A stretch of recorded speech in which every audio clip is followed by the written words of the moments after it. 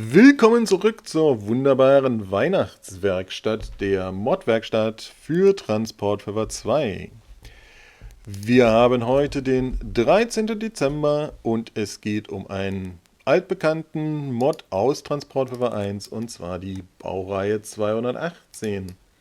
Wir haben hier sämtliche Loks, die ihr aus Transportfever 1 kennt, für Transportfever 2 fit gemacht.